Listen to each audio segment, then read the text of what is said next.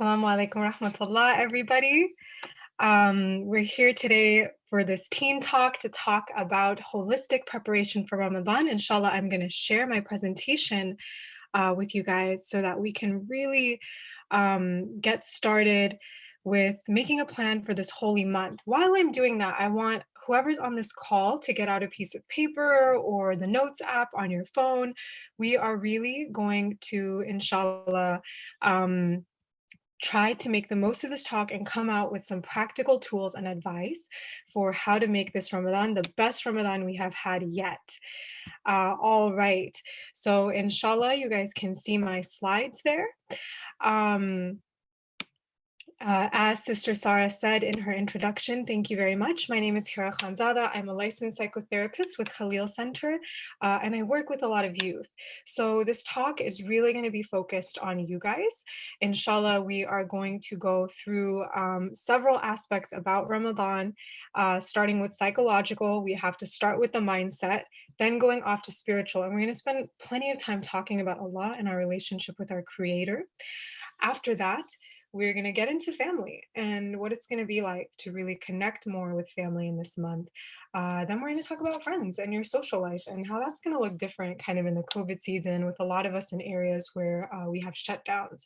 And then we're going to get into some deeper parts. And last but not least, coming together at the end of our 35 to 40 minutes to make a plan for the month. All right.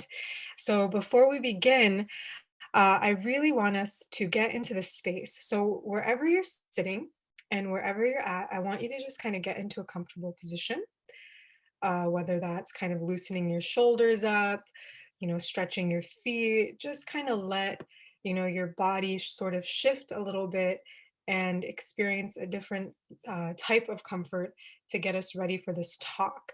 Um, According to a lot of psychological research and science, if you shift the position of your body, it actually makes it easier to shift your mindset or to shift your mental state. So we want to kind of start by creating a really intentional mental state for our talk. So just get into that position, and I'm going to lead us through a really brief breathing exercise. Again, based on science, this breathing exercise will get us into a better state of learning and focus. So we're going to go ahead and do the 4x4 technique. This is where you breathe in for 4 seconds, you hold your breath for 4 seconds, and then you release your breath for 4 seconds. So what I'm going to do is I'm going to count 4, 4, 4.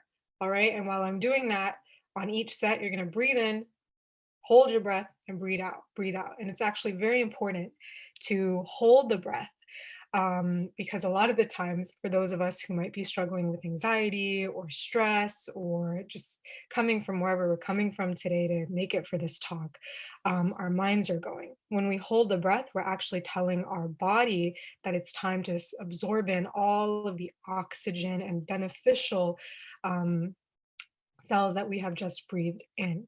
So let's go ahead and begin with that breathing exercise. I want you to sort of loosen your belly, loosen your chest, and just take a deep breath in for 1, 2, 3, 4. Hold, 2, 3, 4. Release, 2, 3, 4. Great. We're going to do that one more time. Breathe in, 2, 3, 4. Hold, 2, 3, 4. And release, 2, 3, 4. All right. So that's a tool that you can kind of keep with you, even outside of this talk. It's a really great way to sort of regulate yourself, calm down, kind of catch your breath literally, or get your head in the right place. It's a way to really let your nervous system get together. And I know doing guided breaths in a group can sometimes be hard because we're all trying to catch up with the instructions of the person leading it.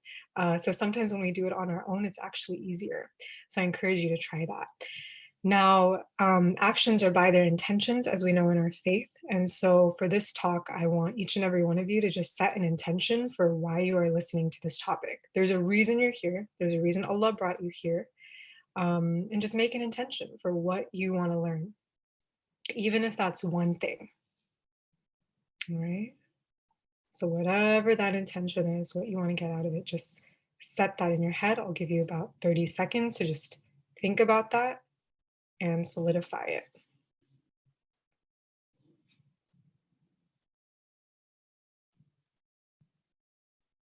All right.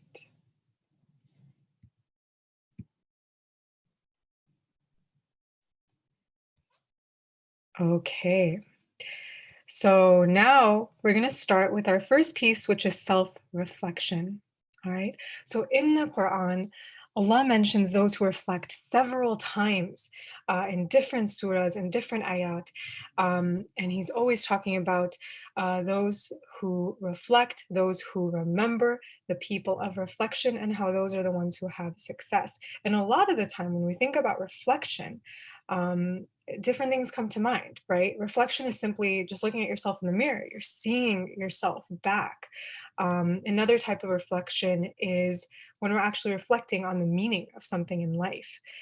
And another very important type of reflection for our faith, especially for us young folk, adolescents, teens, is reflecting on yourself, right?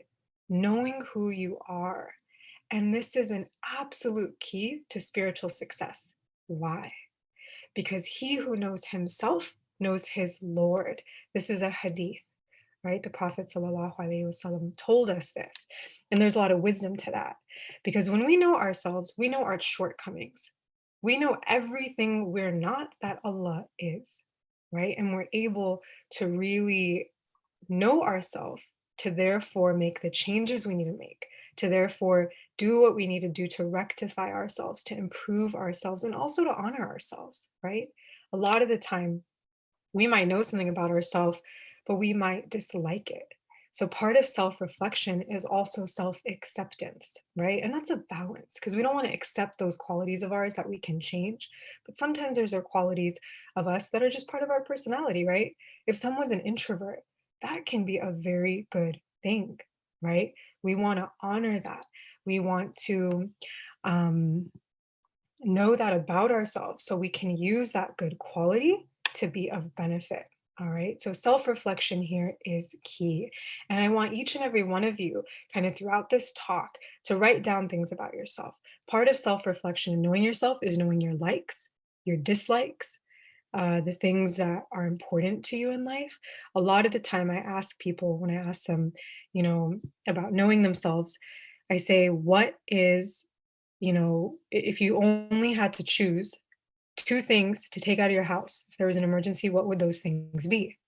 A lot of the time, people say, I would take my mom and my siblings with me, or my dad, or, my phone, or this or that. Asking yourself these kind of start questions can give you an idea of, man, like what's important to me, right? Or what are things you cannot live without? Or, for example, you know, who are people that are the most important to you in your life, right? And when I ask that to people, a lot of the time, it's people who actually really mean a lot to them, even if the relationship is struggling. So self reflection is really important. And we actually want to start the holy month of Ramadan in a state of self reflection. This is a time of spiritual purification and rectification, even physically, right? When your body goes through fasting, now all the scientific studies are coming out and saying that it's a detox for your body, right? Fasting is a detox for your body, for your spirit, for your relationships, right? Because we're trying to fast from anger or from impatience, right? So we really want to enter this holy month thinking about ourselves and getting into that space with ourselves, right? Taking a break from the phone, from Instagram, from social media, from our friends, even, right? And really being with yourself. For a lot of us, that can be hard sometimes. We're not used to sitting with ourselves. It's kind of weird, right? For others of us, we're like, man, I'm bored of myself, right? And we'll talk a little bit about how to sit with yourself and to sit with your Lord in a way that feels wholesome and enriching. So, kind of going in with the spirit of self reflection into Ramadan, I want all of us to do a little activity. I call this one the self care wheel. Okay. And you see here, there is a circle with six different compartments. So, something that we all need to know, and a lot of us miss in life, is that self care is something that takes a lot of balance, right? And many of us are sort of walking through life doing really, really well in certain areas of our life, right? Like maybe we're really good on maintaining a healthy diet, cooking food, maybe we're super good with our family relationships, but then we're struggling with, for example, exercise or staying organized with our academics in our school, right? Or maybe in our spirituality, we're struggling. Maybe we're having a hard time praying. So, a balanced person is someone who is balanced in multiple areas. So, for those of us who have a pen and a paper with us, I want you to draw your self care wheel. Okay. So, make a circle on your piece of paper. All right. And just draw it into 6 compartments. And in each compartment, we're going to name a part of that compartment. Okay. The first one is going to be physical, right? The next one is emotional. There is a such thing called emotional self-care, right? If we're bottling up our emotions and not releasing them or purifying them, that is also a form of self-care that's really, really important for us to be well, right? I've seen so many people through therapy that struggle with our emotions because we're so used to keeping them in. We're not really sure how to express them, or when we express them, it's done in a way that you know, might result in other circumstances that are difficult. So emotional self-care is absolutely important. Another one we're going to add, of course, is spiritual self-care. Okay. The next category is academic. After that, we're going to say social and relationships. And then last but not least, this category is kind of miscellaneous. You can put a lot of things here. But what I would put for that category is for us youth, I'm going to put kind of vision, like life vision and purpose. Okay. That's definitely connected to our spirituality, but we're going to do that. Okay. So I kind of made a little messy diagram here of my own. But for each category, I want you to write that down. I'm going to review them again really quickly. Physical, emotional, spiritual, academic, social and relationships, and then life vision/purpose. All right. Now, in each category, I want you to rate yourself. How are you doing on a scale of 1 to 5? 5 being the best, you're super content with that area of life, and 1 being, you know what, like there's something I kind of want to change, I want to improve. So just take a few seconds right now to kind of rate yourself in each category. Okay.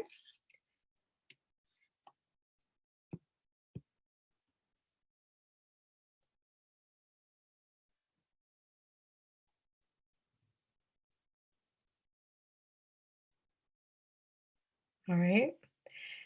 And the categories where you had the lowest scores, I want you to circle those categories. So, say for spiritual, maybe you're at a 2. You're like, you know what? I'm not on top of my prayers as much.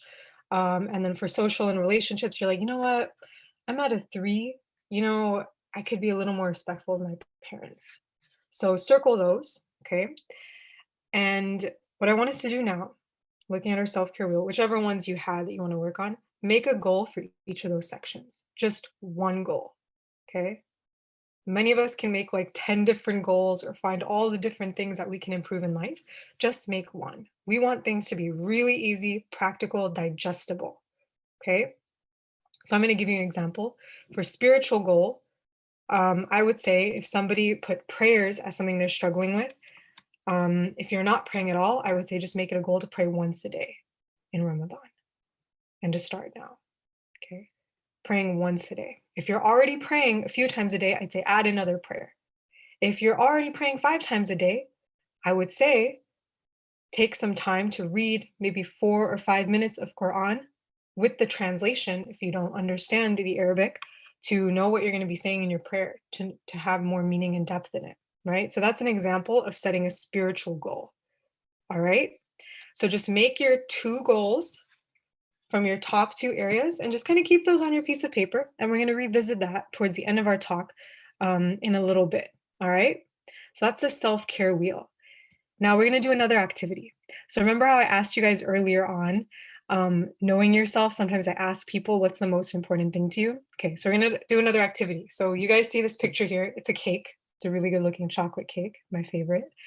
All right. And we see an 80 on there. A lot of us are still in our teens, or we're, really young right now. But I want you to imagine it's your 80th birthday, inshallah, right? After a life of worship and drawing near to God and, inshallah, having a good, happy life, I want you to imagine your 80th birthday. Okay? Now I want you to ask yourself, what do you want the people around you to be saying about you at that point? Okay? Maybe your grandchildren, your family members. What do you want them to kind of say about the life that you have lived? Really think about that. And I'm going to ask you the question in another way because we're Muslims here, right? We have a deeper way of thinking. We're not just living for this life. As Muslims, we live for the afterlife. We live for the akhirah, right? So now I'm going to challenge you to actually think about something even deeper, okay? This might be scary, but we want to do it now when we're young and when we're reflecting. Think about the day of judgment, okay?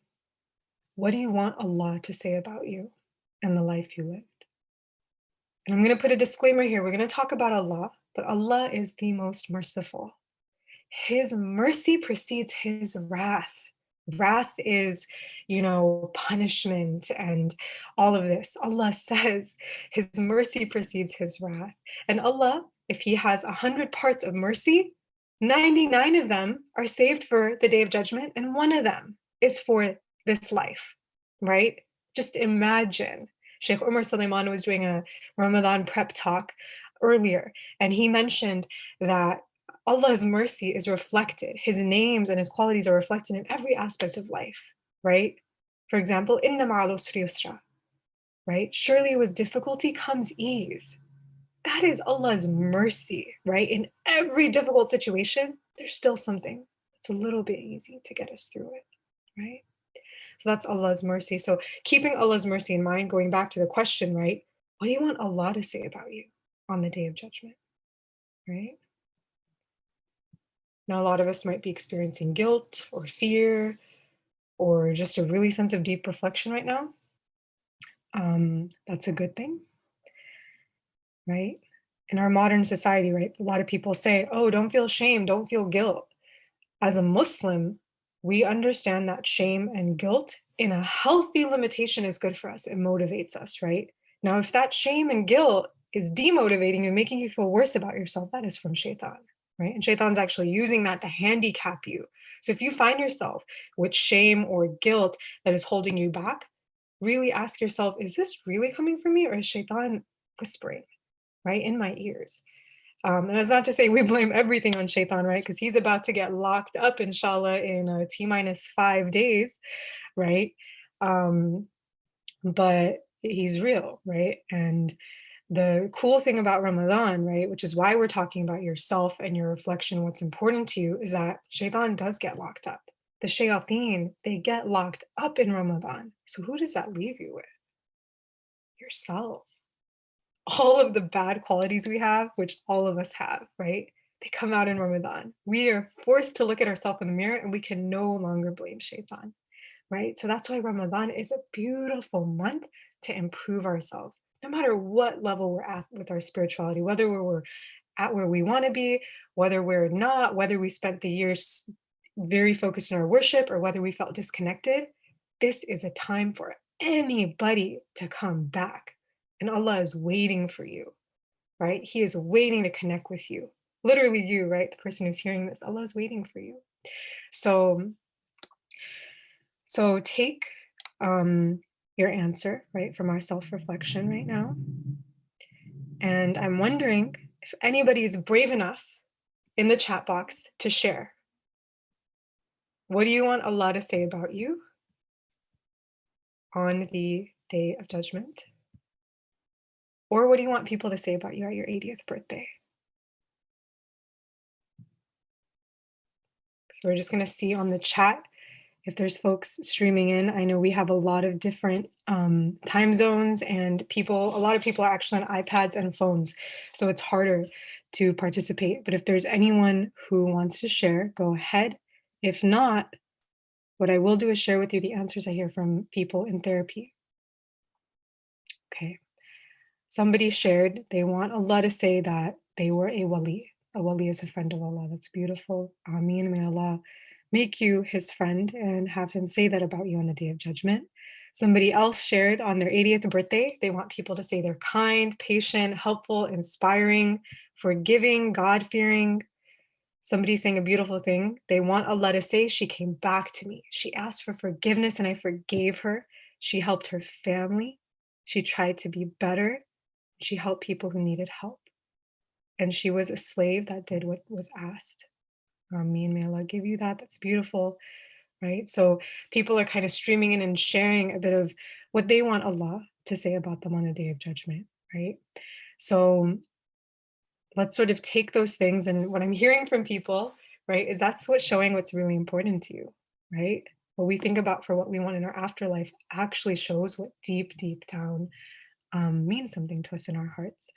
So thank you guys for sharing. What we're going to do now is we're going to really get to the meat of Ramadan, the halal meat, by the way. We're going to go to the next slide, which is connecting with Allah and your purpose. Okay. So, again, as Muslims, we know the purpose of life. And I'm just going to ask folks again who are listening, feel free to drop in the chat box. I love interactive talks. One thing that's hard for me about, Zoom and YouTube Live is that we don't have as much interaction. I don't get to see your guys' faces, right? So feel free to drop in comments. But I want to ask folks, what is our purpose in this life? Like you as teenagers, by the way, teens and young people are very smart, actually. When I do family counseling sessions, I often look at the teens and I'm like, man, they're so honest. You guys are so real, right? It's us grown-ups who kind of get caught up in the dunya sometimes. So what do you guys think is our purpose in life? Why did Allah create us? And keep it real, right? We don't just want a textbook answer, but we want to actually keep it real and say, why did Allah create us? So, what I often hear when I ask this question is, He created us to worship Him and Him only. Somebody just shared that. Thank you. Right? He created us to worship Him and Him only. Yeah. Other people, when I ask them, what is their purpose in life? They'll say to serve their parents, to be good to their family. Some people say to do social justice, right? Some people say to help animals. Some people say, they want to be a doctor and save lives. Other people say, their purpose is to create beautiful art, right? So people can appreciate the simple things in life. So we all have a lot of different purposes, right? And as Muslims, at the end of the day, all of those being said, all of it should be funneling down to worshiping Allah and doing good for our creator and his creation. So I want to make one thing clear. As young people, right, as youth, a lot of us sometimes hear like, okay, our purpose is to worship Allah. And to a lot of us, that might sound kind of disconnected. Or we might be like, well, am I just meant to kind of sit in a room and read Quran all day? Well, if that is the way you connect and your soul feels fulfilled, absolutely. You can be someone that reads the Quran, feels fulfilled by the Quran, studies the Quran, and teaches the Quran, right? However, for others of us, we feel more connected when we're out there doing service or when we're out there talking to people or in the world, doing something with our hands or creating ideas. All of this can be worship as long as we make the simple intention of connecting it back to that purpose of worshiping Allah subhanahu wa ta'ala. And what we were sort of getting at here with these questions, thank you guys for kind of pouring in your comments and sharing. What we really want to get at is that the purpose of our life, at the end of the day, no matter what you go through, everything is taking you back to Allah subhanahu wa ta'ala. If you go through a difficulty, it's taking you back to Allah. If you go through something positive, it's taking you back to Allah. Everything we do should be taking us back to God. And the reason I bring this up is because that's the purpose of Ramadan, right? If there's only one thing you get out of this month, it should just be having this closer relationship with Allah, right? And some of us get under a lot of pressure. We're like, man, it's really hard for me to focus in prayers. Like, I'm not even gonna have the mosque this month. Like, it's kind of easier to kick it at the mosque with people and like have other people to motivate me. What am I gonna do, right? Remember, Ramadan was not created for us to go to the mosque, for us to hang out with people, for us to have iftar, for us to do all this, you know, preparing of those cute stuff dates and all this stuff that we see on like Pinterest and Instagram, right? Ramadan was made at the end of the day to connect with Allah. And you can do that anywhere. Whether or not we're stuck at home, whether or not we're in the masjid, we can find ways to do that anywhere, right? And of course, it's easier to do it around people, right? The Sahaba, may Allah be pleased with them, actually went to the Prophet ﷺ and said, Ya Rasulullah, right? Is something wrong with us? I'm paraphrasing. They were like, is something wrong with us? We feel more connected to Allah when we're around people, right? And again, paraphrase, the Prophet ﷺ said, no, that's totally normal, right? And we're taught in our deen that your faith or your deen is, on the deen of your brother, right? Our mindset, our goals, our faith is usually influenced by the people around us. So it's really important to have good company, right? It's not like we're supposed to just do this alone. It is going to be tough for a lot of us with COVID now to figure out how to worship at home. But undoubtedly, Allah brought us this opportunity to say, hey, I'm still here. Can you connect with me? Are you going to connect with me? Right? So connecting with Allah and your purpose is absolutely important. And so the first thing about this is really knowing who is Allah. This is like the key question I want you guys to ask yourselves. Whether you're 12 years old, whether you're 17 years old, whether you're 22, who is Allah? This is the key question. And Allah says in a hadith Qudsi, I am as my servant thinks of me, right? Think about this. It's all about mindset. Remember we talked about mindset like 15 minutes ago? If we think Allah is good, He's going to be good to us. If we think Allah is bad and harsh and punishing and, a mean God, then that's what we're going to experience of Allah, right? Allah is as He is, right? Nothing we think is going to change who Allah is, but Allah is giving us a doorway, right? He's letting us know how powerful our mindset is. Now, a lot of you guys might be thinking, right? I'm going to pause here. There's people from all walks of life on this, video, right? People from all over are like, some of us are like having a good relationship with God. Some of us are like, you know what? I think Allah hates me. Literally, right? In my counseling office, people come to me and they say, I think Allah hates me. And what I have to say for that, we're going to get a little more into that, right? Is that Allah absolutely does not hate you. In fact, the difficult experiences you went through probably means He loves you a lot, right? But we must rectify the way we think about God to be able to actually absorb that and to know it, right? It's not like we just know Allah out of our heads and what we think of Him is absolutely correct. It is key here to actually go do your research and know who God is. A way to do this, first and foremost, is by studying the 99 names, right? So if your goal in Ramadan is just to get to know Allah a little better, literally Google Allah's 99 names, find a reputable website, and get to know God that way, right? Ask questions. The Yaqeen Institute is an awesome resource. They're reliable. You can email them, ask questions, right? Who is God? Is God mean? Why does God punish people? Right? Ask your questions and get to know Allah. And I guarantee you, the more you get to know Allah, the more you're going to be in love with Him. The more you're going to be in awe of Him. If you actually get to know the accurate Allah, right? Because a lot of people will give us misconceptions about God. A lot of people will use religion to get us to do something they want us to do. But that's not Allah, right? Allah is merciful. And we know that because He sent the Prophet sallallahu alaihi wasallam, the mercy to mankind, the kindest human being, the example, right? So if we look at the Prophet sallallahu alaihi wasallam, that's when we can actually say, oh, this guy was the most beloved to Allah sallallahu alaihi wasallam, right? And then we get to know the Creator who loves such a good man, right? And then we get to know our Lord a little more that way. Now, taking it back to the Quran, right? Allah tells us we are nearer to Him than His jugular vein. Allah is close to you at every given moment, right? When you're sleeping, when you're awake, Allah is with you, subhanahu wa ta'ala, right?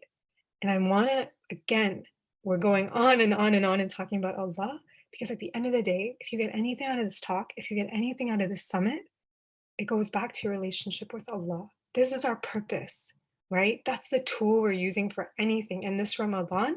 No matter what you do, even if it's hard, to fast or we're having a hard time doing all of that worship, it's about the quality, not the quantity, right? 20 rak'ah of nawafil at home, right? Extra prayers at home without focus are not as valuable as 4 rak'ah where you are pouring your heart out to Allah and you're prostrating Him and you just spent those 10 minutes or 20 minutes saying, you know what, Allah, I'm just going to dedicate this time to you, right? So again, there is no pressure this Ramadan to overdo yourself. The only thing we want to do is quality. And when you have quality with Allah, you're going to develop that relationship and you're going to want more and more of that comfort with Allah, right? Allah tells us, surely with the remembrance of Allah, do hearts find rest. And that is true about your heart as well, right? We just have to find the avenues and the tools that help us find that contentment with God. For each and every one of us, it's different, right? So it takes thinking outside of the box, experimenting. What are your favorite types of worship? And the Yaqeen Institute actually has a really cool test. I don't know if it's still up there, but it tells you to kind of figure out your archetype, your spiritual archetype. And so you can go online on their website and figure out, you take one of those tests and it'll actually give you some tips on like how you can connect more with Islam, right? It's not like this cookie cutter thing where all of us have to connect with Allah through, worshiping in our room. A lot of it is through service and different acts. And again, if you take one step towards Allah, He takes 10, right? This is a Hadith Bukhari. So, again, we're not going to be able to go through necessarily all of our beliefs about God.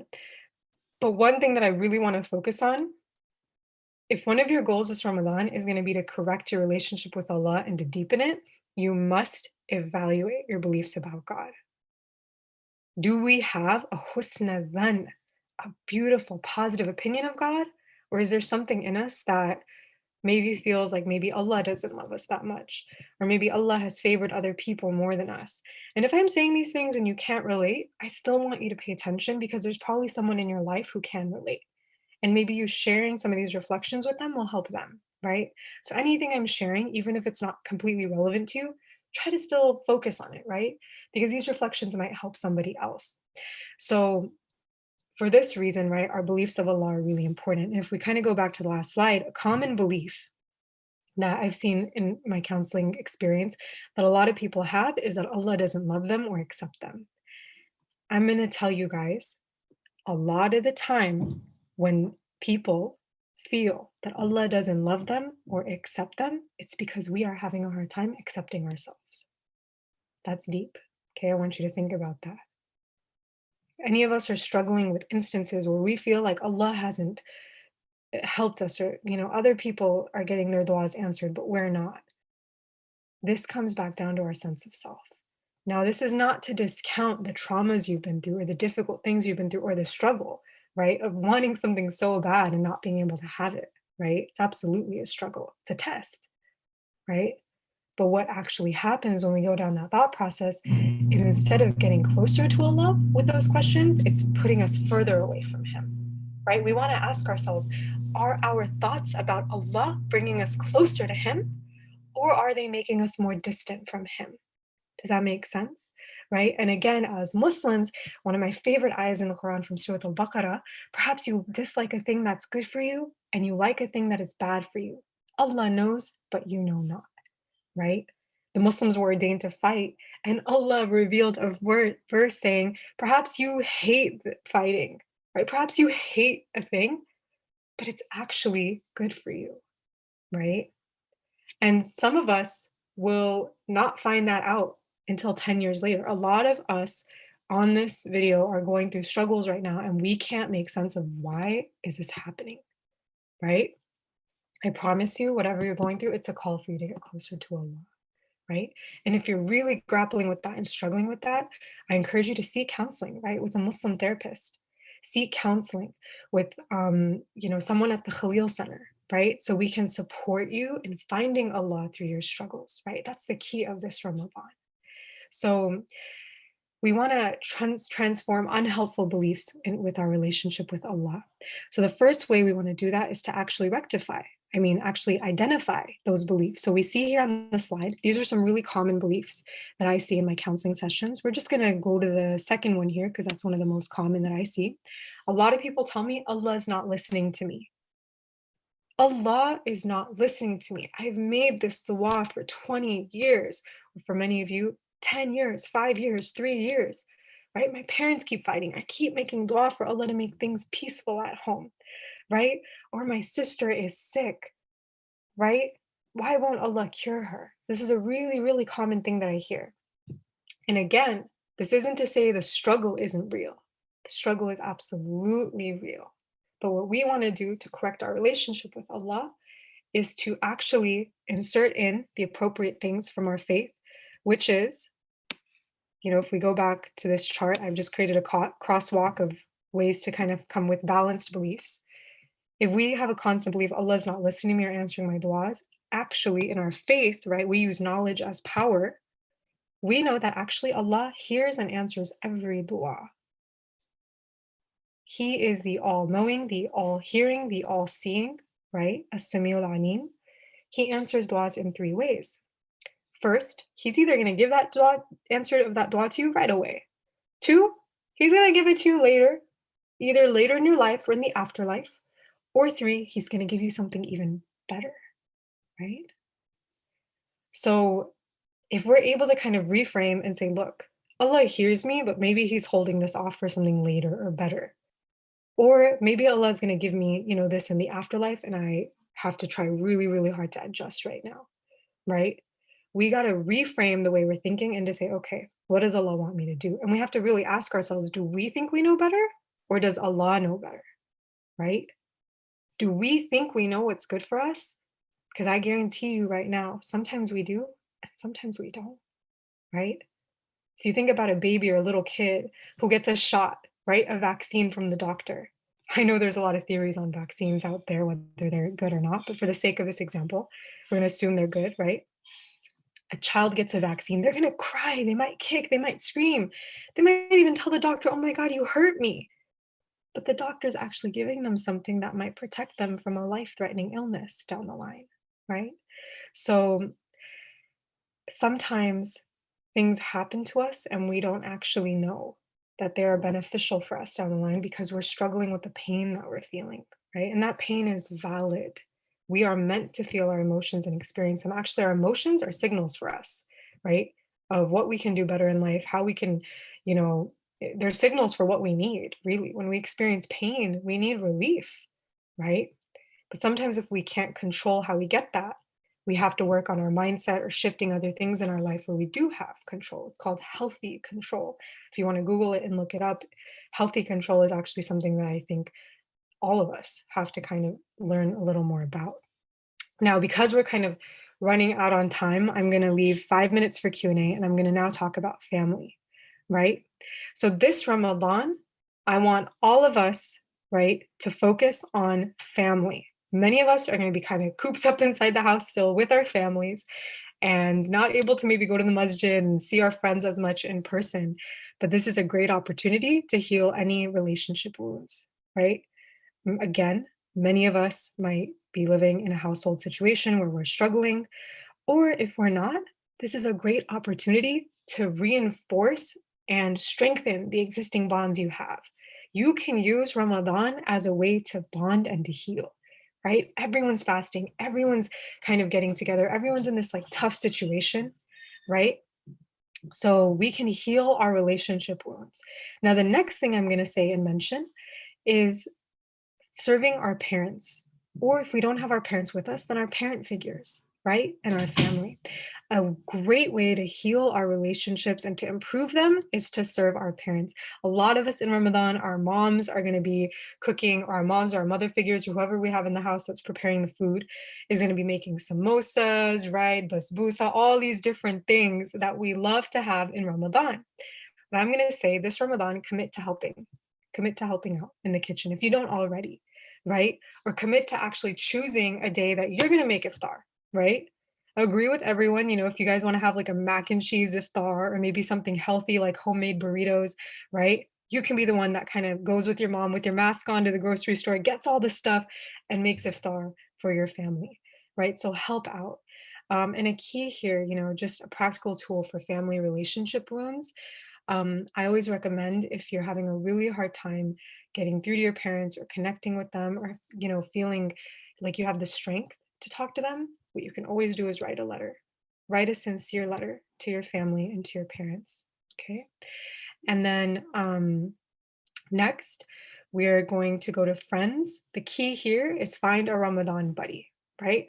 Even if it's on Zoom, even if it's on Skype, find a Ramadan buddy, somebody who can sort of have your back and you can be like, yo, we're prayer buddies this Ramadan, right?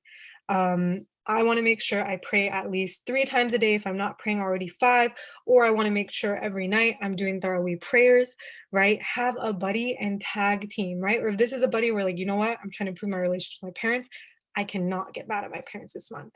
You have a buddy who's going to keep you in check, right? And for physical health, there's a ton of cool stuff here. These recordings, by the way, are going to be available online after at youtube.com/Khalil Center. So you can look at my slides again. But for physical health, we want to focus on hydration, cool recipes to try, and all of that. And then for our home environment, one thing I'm going to say that's super, super important, especially this Ramadan, is having a spiritual space for yourself, a space where you just get to be you, maybe even a corner in your room, just the prayer mat, or a closet, or anywhere where you can do spiritual solitude. And the Prophet Sallallahu Alaihi Wasallam had a formula of 4 things that he would do when he would do itikaf, right? Or when he would do qiyam, sorry. So the first thing, no, in no particular order, was actually salah, right? Qiyam, standing in prayer. The next thing was Quran, dedicating some time to read the verses of Quran. The thing after that was dhikr, right? Contemplation, remembrance. So this could even be you journaling, reflecting, doing dhikr on your dhikr beads. And then the last thing is dua, right? So these are the 4 things that we can do to have a balanced itikaf in private time. And again, if you can't go all night in the tahajjud hours, just do it for 30 minutes, right? Get a little bit of each. And last but not least, we are going to make a plan now. So for those of you who have that paper here, lights, camera, action, we have our halal hot dog on the screen here. Set the intention, right, to strengthen your relationship with Allah and just set 1 to 3 basic goals for your worship this month. Even if it's one goal, right? Slow and steady wins the race, and the best of actions are those that are consistent. Just set one goal. After that, make a weekly schedule, right? Like, once a week, I'm going to help my mom out in the kitchen. Once a week, I'm going to like get my family together to do Taraweeh prayers or to like read the stories of the prophets and find a worship buddy. All right. So those are our advices for having holistic Ramadan preparation this month. There's a ton more where that came from. I encourage all of you guys to check out the Khalil Center. We have a ton more videos and different things.